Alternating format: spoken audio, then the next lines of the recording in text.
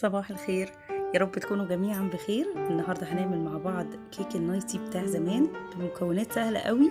هعمل معاكم كمان النايتي بالشوكولاته وكمان بالمربى ب7 معالق دقيق بس. خليكم معايا وتابعوا الطريقه، باذن الله الفيديو يعجبكم. لو عجبكم الفيديو ما تنسوش اللايك، واللي بيشوف قناتي لاول مره انا سهام نوروني ودوسوا اشتراك وفعلوا زر الجرس عشان يوصلكم مني كل جديد.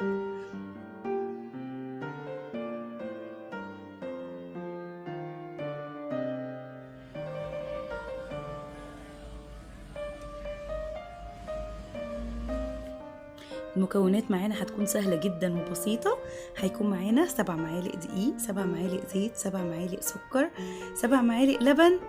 كل المقادير هعايرها بالمعلقة المعيارية دي اللي هي مكتوب عليها 1 معلقة كده، ولو مش متاحة عندنا هنشوف أي معلقة ونعاير بيها كل المكونات. كمان هيكون معانا 3 بيضات، معلقة صغيرة من الفانيليا ومعلقة من الخل. هحط السكر مع البيض مع الفانيليا مع اللبن وكمان الزيت في الخلاط وهضربهم كويس قوي، ومعلقه الخل ما انساهاش عشان دي بتفرق جدا، تخلي لي الكيك يكون هش ومفرغ كده من جوه، ما يكونش مكتوم خالص. هنروح بقى نضرب كل المكونات السائله في الخلاط وهنرجع اهي بالمنظر ده كده. هتكون لحد ما تتحول كده للون الابيض الحلو ده. هحط بقى الدقيق وكمان معلقه كبيره من البيكنج باودر، وهخلط كده المكونات الجافة مع بعض، وبعد كده هحط عليها السوائل اللي انا ضربتها في الخلاط.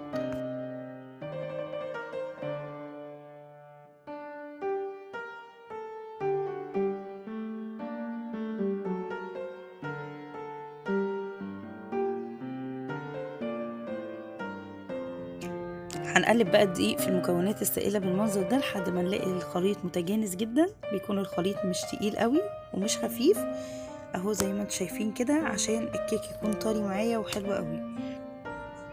هنجيب صينية بقى نحاول ان هي تكون مفرودة شوية على حسب حجم الصينية، هيكون معانا ارتفاع الكيك. انا هنا جايباها كبيرة شوية فعشان الكيك يكون رقيق زي النايتي الاصلي. وهنوزعها كده على الصينية بالشكل ده، وهندخلها على فرن ساخن مسبقا على درجة حرارة 180. هي مش هتاخد اكتر من 10 دقايق، ربع ساعة ماكسيموم، وهتكون جاهزة معانا بالشكل ده كده.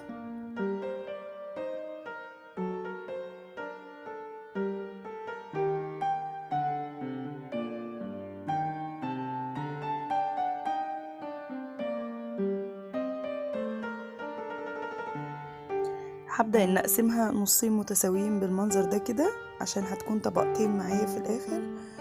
بصوا قد ايه الكيك حلو جدا وطري وحلو قوي. وهنبدأ نفرد طبقة من المربى بالشكل ده. طبعا النايتي الاصلي بيتعمل بمربى،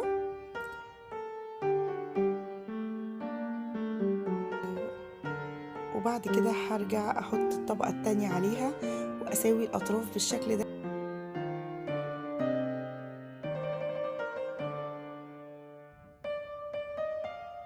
اهو بالشكل ده. هساوي الاطراف عشان يكون الشكل متساوي اكتر، وهبدا اقطعها بالطول اللي احنا حابينه، يعني حابينها اصغر من كده براحتكم خالص. بصوا كده من 7 معالق دقيق عملنا 15 قطعة نايتي حلوة قوي، وبجد كان طعمه تحفة. كمان هنا زينته بالشوكولاتة، ده الشكل الاصلي بتاعه كده. كان معايا صوص شوكولات عملته زينته كده بيه. شايفين الجمال بقى والحلاوة، بجد طعمه كان حلو قوي ومش بياخد وقت ولا مجهود خالص، ونقدر ان احنا نعمل كيك بسيط زي كده الولاد يفرحوا بيه، واحسن كمان من الجاهز 100 مرة. بصوا الطراوة ازاي والطبقتين والمربى، ميكس المربى كده مع الكيك مع الشوكولاتة. عملت كمان قطع النايتي من الشوكولاتة، بس صغرت الصينية شوية عشان اوريكم لما بنصغر الصينية بيكون ارتفاع الكيك اعلى ازاي. شايفين بالمنظر ده كده. طبعا هو ال7 معالق دقيق بس هشيل منهم معلقتين واحط معلقتين كاكاو، يعني هيكون 5 معالق دقيق ومعاهم معلقتين كاكاو، وباقي المكونات كلها ثابته معانا. فردت بقى طبقه كريمه كده بالشكل ده. حبيت اغير المربى، يعني عملت بحشوتين مختلفين. وفي الاخر طلع الكيك اكنه قطع جاتوه بالظبط بجد. بصوا اصلا الكيك مش متحمل خالص، طري جدا وجميل وهش، عامل زي الكيك الاسفنجي بالظبط. كمان هنا في النايتي شوكولاته، عشان صغرت الصينيه زي ما قلت لكم ارتفاع الكيك بقى اعلى معايا. هنقطعه برضو قطع ونزينه بالكريمه وصوص الشوكليت، وبجد حاجه بسيطه من ابسط حاجه عملنا قطع كتير جدا بطريقه اقتصاديه وموفره قوي، ما استخدمناش اي مكونات غريبه، حاجات بسيطه عملنا منها حاجات حلوه للولاد. ان شاء الله يكون الفيديو عجبكم.